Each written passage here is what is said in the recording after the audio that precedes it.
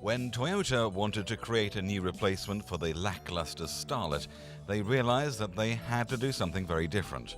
Starting with a blank sheet of paper, they decided to work inside out, starting with a roomy, safe interior shape with factors that were ergonomic to most sizes of people. Then they wrapped a body with quite a revolutionary style around this area. The result we'll see on UK streets soon. They call it, and don't snigger now, the Yaris. The name may sound like a rejected word from a Scrabble party, but mark our words, the Yaris will make a big impression in the small car sector. Motor Week was there at Geneva last month when journalists first saw the Yaris emerging. The noise of jaws dropping on the floor was deafening.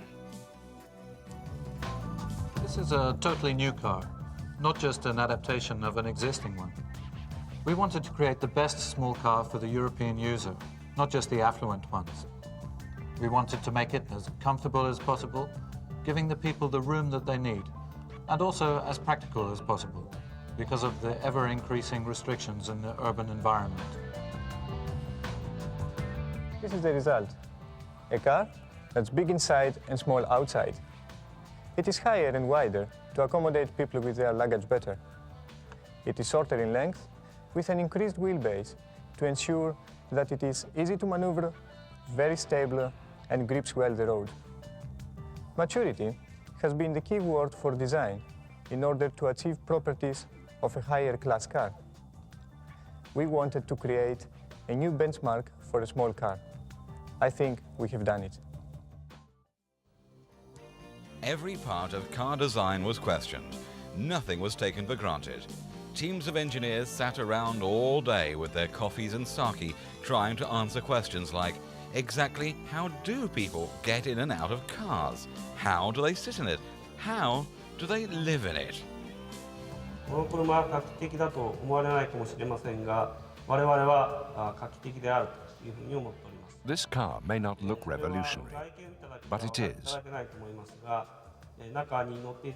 We kept the exterior design fairly restrained. But when you look inside, you can see how innovative it is.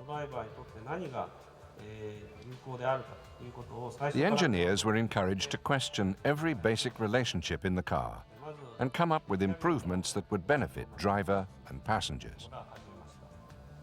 For a start, we increased the cabin height, but kept the floor level low. We've given the new small car a low center of gravity, yet increased space where people need it. Up here, for their heads.